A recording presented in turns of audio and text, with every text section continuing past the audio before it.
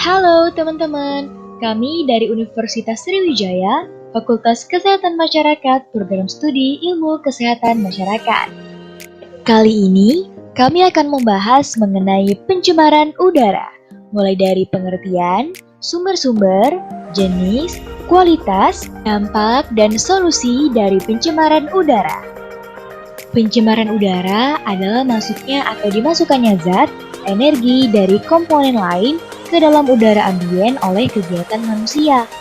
Sehingga mutu udara turun sampai ke tingkat tertentu yang menyebabkan udara ambien tidak dapat memenuhi fungsinya. Dari mana aja sih sumber-sumber pencemaran udara itu? Yuk kita sama-sama nonton video ini. Menurut Harsema, pencemaran udara diawali oleh adanya emisi. Nah, emisi apa ya? Jadi, emisi adalah jumlah polutan yang dikeluarkan ke udara dalam satuan waktu. Nah, emisi yang disebabkan oleh kegiatan manusia disebut anthropogenic emission. Mau tahu contoh anthropogenic emission apa aja? Yuk kita lihat. Contoh yang pertama, hasil pembakaran bahan bakar fosil, yang dimana biasanya kita lihat asap yang keluar dari pabrik. Lalu, contoh yang kedua adalah pemakaian zat kimia yang disemprotkan ke udara. Nah, selain sumber-sumber pencemaran udara yang tadi, ada juga nih sumber pencemaran udara menurut Nugroho, yaitu dari faktor internal dan faktor eksternal. Yuk kita lihat. Yang pertama ada faktor internal, yaitu pencemaran udara terjadi secara alamiah dan bukan disebabkan oleh kegiatan manusia. Yang kedua ada faktor eksternal, yaitu faktor pencemaran udara yang diakibatkan oleh manusia. Faktor eksternal ini dibagi menjadi dua. Apa ya? Yang pertama ada sumber bergerak, contohnya kendaraan bermotor yang sering digunakan oleh manusia. Yang kedua ada sumber tidak bergerak. Nah, sumber tidak bergerak ini dibagi lagi menjadi dua. Yang pertama ada sumber titik, contohnya cerobong asap dari pabrik.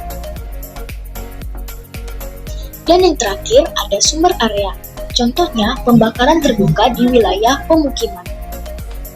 Nah, selanjutnya kita akan membahas jenis-jenis pencemaran udara. Teman-teman sudah pada tahu belum sih apa saja jenis pencemaran udara itu?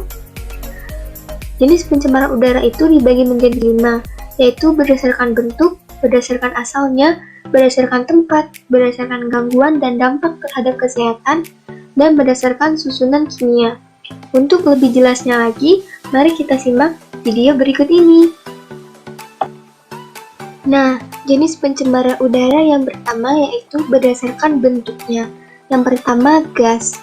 Gas merupakan uap yang dihasilkan dari zat padat atau zat cair karena dipanaskan atau menguap sendiri, misalnya seperti CO2. Yang kedua yaitu partikel. Pencemaran udara yang berasal dari zarah-zarah kecil yang terdispersi ke udara, wujudnya bisa padat, cair, atau padatan dan cairan secara bersama, seperti contoh debu, kabut, asap, dan sebagainya. Nah, jenis yang selanjutnya yaitu berdasarkan asalnya. Yang pertama primer, yaitu suatu bahan kimia yang ditambahkan langsung ke udara yang menyebabkan konsentrasinya meningkat dan membahayakan, seperti contohnya CO2 yang meningkat di atas konsentrasi normal. Yang kedua yaitu sekunder. Sekunder adalah senyawa kimia yang berbahaya yang muncul dari reaksi antara zat polutan primer dengan komponen alamiah. Contohnya seperti peroksi asetil nitrat. Nah, yang berikutnya yaitu jenis pencemaran udara berdasarkan tempatnya. Yang pertama, pencemaran udara bisa juga terjadi pada ruangan indoor air pollution, yang biasa disebut juga dengan istilah udara tidak bebas, seperti di rumah, bioskop, pabrik, di sekolah, rumah sakit, dan juga bangunan-bangunan yang lain. Umumnya, pencemaran udara ini berupa asap rokok dan asap-asap yang lain. Yang kedua yaitu pencemaran udara pada ruangan outdoor air pollution. Biasanya disebut juga dengan istilah udara bebas, seperti asap-asap dari sebuah industri atau kendaraan bermotor lainnya. Nah, yang selanjutnya berdasarkan gangguan dan dampak terhadap kesehatan. Yang pertama, iritansia, merupakan suatu zat pencemar yang menimbulkan iritasi pada jaringan tubuh, misal SO2, ozon, dan juga nitrogen oksida. Yang kedua, aspeksia. Aspeksia ini adalah keadaan di mana darah dalam keadaan kekurangan oksigen dan tidak mampu melepaskan karbon dioksida. Gas tersebut dihasilkan dari CO, H2S, NH3, dan CH4. Yang ketiga, anestesia. Zat ini mempunyai efek membius dan umumnya adalah pencemar udara di dalam ruangan. Contohnya seperti formaldehid, alkohol. Dan yang terakhir, toksis. Zat pencemar yang bisa mengakibatkan keracunan seperti fluor, kadmium, timbal, dan insektisida. Dan yang terakhir yaitu berdasarkan susunan kimia. Yang pertama, anorganik. Zat ini merupakan zat pencemar yang tidak mengandung karbon seperti asbestos, asam sulfat, amonia, dan sebagainya. Yang kedua, organik. Merupakan zat pencemar yang memiliki kandungan karbon seperti pestisida, herbisida, dan beberapa jenis alkohol lainnya. Nah, berikut ini adalah rentang kualitas udara berdasarkan AQI. Yang pertama yaitu rentang 0 sampai 50. Itu termasuk kategori sehat. Kualitas udara memuaskan dan tidak berisiko menimbulkan dampak pencemaran udara. Selanjutnya rentang 51 sampai 100. Ini termasuk dalam kategori sedang. Kualitas udara pada rentang ini itu cukup sehat, namun dapat berisiko bagi sebagian kecil orang dengan riwayat penyakit tertentu. Oke, kita lanjut. Selanjutnya rentang 101 sampai 150. Pada rentang ini, udara tidak sehat untuk individu yang sensitif. Kelompok yang termasuk kategori individu yang sensitif yaitu seperti penderita penyakit paru-paru dan jantung, serta individu yang berisiko lebih besar terpapar lapisan ozon. Teman-teman, untuk rentang 151 sampai 200, udara tidak sehat untuk semua kelompok individu.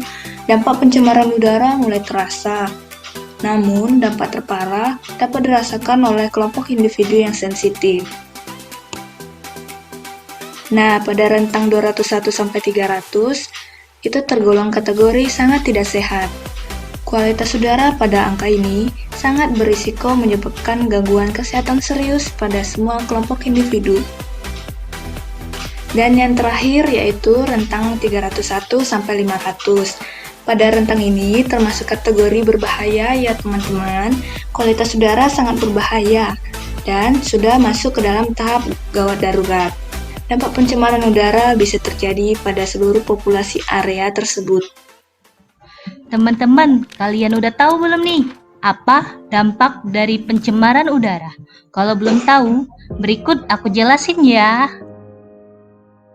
Yang pertama, dampak bagi kesehatan. Dampak pencemaran bisa menyebabkan penyakit paru-paru atau bronkitis, serta penyakit saluran pernapasan lainnya. Sedangkan dampak pencemaran oleh zat kimia seperti karbon monoksida dapat menyebabkan gangguan kesehatan pada hemoglobin. Dalamnya penetrasi polutan polusi udara ke dalam tubuh bergantung kepada jenis zat pencemar. Partikulat berukuran besar dapat tertahan di saluran pernapasan bagian atas, sedangkan partikulat berukuran kecil dan gas dapat mencapai paru-paru.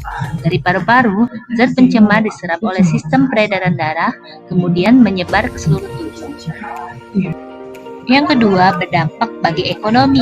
Hasil kajian Bank Dunia menemukan bahwa dampak ekonomi akibat pencemaran udara di Indonesia sebesar 1,8 triliun. Jumlah ini akan meningkat mencapai 4,3 triliun pada tahun 2020. Wah, banyak juga ya. Yang ketiga, berdampak pada pendidikan. Dari segi pendidikan, dampak pencemaran udara dapat mempengaruhi tingkat belajar para siswa. Mereka terhambat dalam hal berpikir, terhambat pula dalam menyelesaikan suatu permasalahan. Dan yang terakhir, berdampak juga bagi sosial. Akibat pencemaran udara, orang-orang tidak dapat menikmati udara sehat. Setiap hari harus melihat dan menghirup asap. Akibatnya, sosial menjadi terhambat. Halo, pencemaran udara masih menjadi masalah tersendiri khususnya di daerah perkotaan. Namun jangan khawatir guys, ada beberapa langkah sederhana yang dapat kita lakukan untuk mengurangi polusi udara di kota kita. Tidak hanya melindungi diri sendiri, cara tersebut juga dapat melindungi orang lain dari bahaya pencemaran udara. Yuk simak langkah-langkah untuk mengatasi pencemaran udara. Langkah yang pertama yaitu menggunakan transportasi umum. Kalian tahu nggak sih bahwa asap yang timbul dari kendaraan merupakan salah satu penyumbang pencemaran udara yang paling besar. Oleh karena itu, mengurangi penggunaan kendaraan bisa menjadi langkah yang signifikan untuk mengurangi pencemaran udara yang terjadi. Yuk mari kita menggunakan transportasi umum. Langkah yang kedua, hindari bakar sampah sembarangan.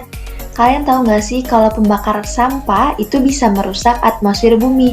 Ada nih gas yang sangat berbahaya, yaitu gas klorin. Proses pembakaran ini biasanya menimbulkan debu, asap hitam, dan melepaskan karbon dioksida ke udara. Pastikan kamu cukup membuang sampah pada tempatnya dan biarkan petugas kebersihan yang melakukan proses pembakaran sesuai teknis ya. Langkah yang ketiga yaitu menanam tanaman. Contoh tanaman yang dapat kita tanam di rumah yaitu tanaman lidah mertua. Tanaman ini berfungsi untuk menyerap karbon dioksida loh.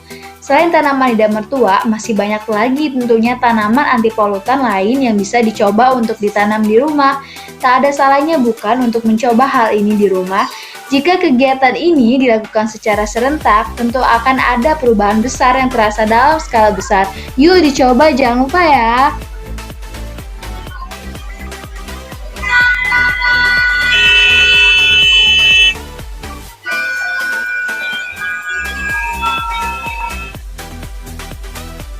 Langkah yang keempat yaitu uji emisi kendaraan.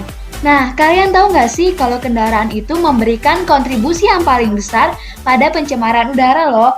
Bagi kamu yang mempunyai kendaraan bisa banget nih untuk membantu mengurangi pencemaran udara dengan melakukan uji emisi di bengkel-bengkel yang memang sudah memiliki alat uji ya. Dengan begitu, gas emisi yang terbuang bisa lebih terkendali dan tak terlalu mencemari lingkungan.